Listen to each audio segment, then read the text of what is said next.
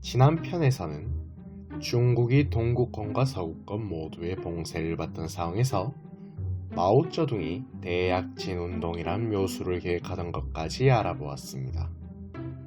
이번 시간에는 마오쩌둥이 야심차게 계획한 대약진운동은 무엇이었고 과연 그 결과는 어떠했는지에 관해 알아보겠습니다.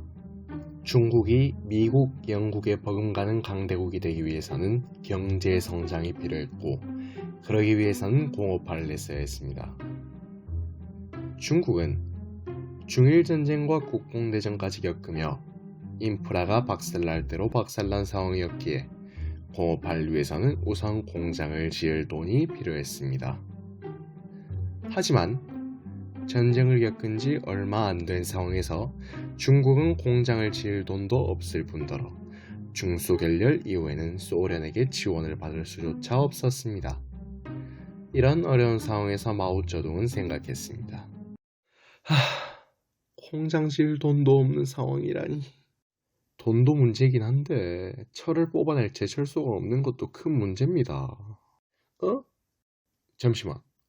기가 막힌 아이디어가 떠올랐어. 굳이 공업에 초점을 맞출 필요는 없잖아. 농업 집단을 통해서 전 국민이 식량을 생산하다 보면 생산량이 늘어날 거고 그럼 어떻게든 공업화에 필요한 돈도 마련될 거야. 그리고 마을마다 작은 용광로를 두고 철을 생산하게 하면 제철 문제도 해결할 수 있을 거야. 이처럼 마오쩌둥은 농업 집단화를 통해 식량 생산을 늘려 공업화에 필요한 자금을 모은 후 터벅고로라고 불리는 작은 용광로를 마을 곳곳에 두어 농민들이 직접 철을 생산하게 된다면 공업화 또한 금세 이루어질 수 있다고 생각했습니다. 그리고 이것들을 실행에 옮기게 되니 이것이 바로 대약진운동이었습니다. 그렇다면 여러분, 대약진운동은 정말 성공할 수 있던 사업이었을까요? 소련과 서방 세계는 단지 멍청해서 이런 편리한 방법을 두고도 쓰지 못했던 걸까요?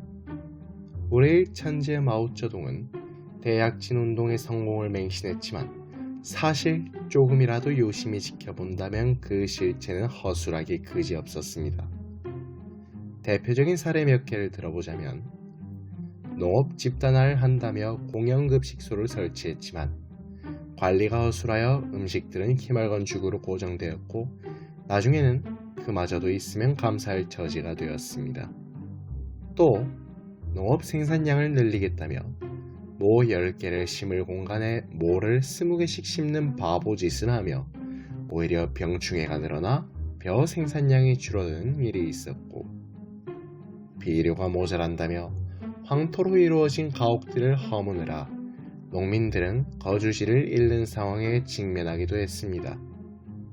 거기다 지금은 너무나도 유명해진 마오쩌둥의 그 발언으로 인해 곡식을 먹는 참새들을 처단하자는 제4의 운동이 벌어졌고 이로 인해 참새의 씨가 마르면서 천적이 사라진 해충들이 더욱 기승을 부리는 상황에 직면하고야 말았습니다. 터벅고로는 잘 되었을까요? 관련 지식은 전무한 농민들이 품질은 엿바꿔 먹은 잡철들을 녹여서 만들어내는 생산량에만 철저히 초점이 맞추어진 터벅고로 사업의 결과물은 손으로 힘만 줘도 부러지는 똥철이었습니다. 심지어 조금이 남아있는 수입제 트랙터들과 멀쩡한 농기구들마저 녹여다 저런 똥철을 만들었다고 하니 터벅고로는 득이 없고 실만 있는 무의미한 사업이 아닐 수 없었습니다. 하지만 지방의 책임자들은 욕먹기가 싫었던지 허위 사실을 기재한 장부를 상부에 보고했고 결정적으로 마오쩌둥 또한 실질적인 이익이 무의미한 장부의 결과만을 바라보며 우리의 목소리들을 회피하기에 급급했습니다. 형님, 이거 성공 확률이 메이플 가차 뽑기보다 낮습니다. 지금이라도 깔끔히 포기하고 다른 사업을 계획하시죠. 야, 너처럼 태만에 빠진 요사 부르주아들 때문에 운동 진행 상황이 아직도 이 모양인 거야. 그냥 형이 시키는 대로만 하면 우리도 잘 먹고 잘 살 수 있어 임마. 이처럼 대약진운동은 시행 내내 그 부작용이 지속해서 드러나고 있었고 철인과 같은 관련 전문가들 또한 성공 가능성에 이의를 표했지만 마오쩌둥은 반대 의견들을 모조리 무시한 채 성공을 확신하고 밀어붙였습니다. 그리고 그 결과는 결국 기적적인 대성공을 하기는 개뿔. 어림도 없지. 크크루 빙뽕. 전문가들의 염려대로 대학 진운동은 대후퇴운동이라고 해도 손색이 없을 정도로 참담한 결과를 맞이하고야 말았습니다. 1958년부터 4년 가까이 지속된 대약 진운동으로 중국의 수많은 산림이 파괴되어 홍수와 가뭄으로 큰 피해가 생겼고 대기근이 발생하여 3천만 명 이상이 사망하였는데 이는 독일의 아돌프 히틀러가 일으킨 홀로코스트의 유대인 희생자 600만을 아득히 넘어 2차 세계대전에서 군인과 민간인 전체를 합산한 사망자 수에 근접하는 어마무시한 피해였습니다.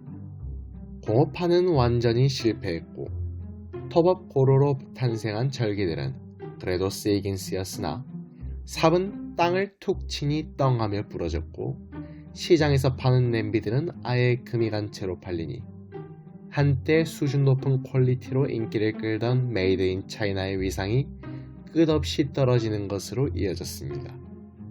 이 일의 원흉인 마오쩌둥은 당연히 책임을 물어 2개의 주석직에서 사퇴하며 뒷방 늙은이로 전락했고 실용주의 정책을 내세우던 류사오치와 덩샤오핑이 국민의 호평을 받으며 정치 일선의 주역으로 떠오르게 됩니다. 하지만 마오쩌둥은 뒷방 늙은이로서 집에서 얌전히 홍삼 캔디나 먹을 인물이 아니었고 다시 재개하기 위해 엄청난 계획을 꾸미니 그것이 바로 대약진 운동에 맞먹는 아니 그 이상으로도 평가받으며 중국의 문화를 모두 박살내버린 문화 대혁명이었습니다.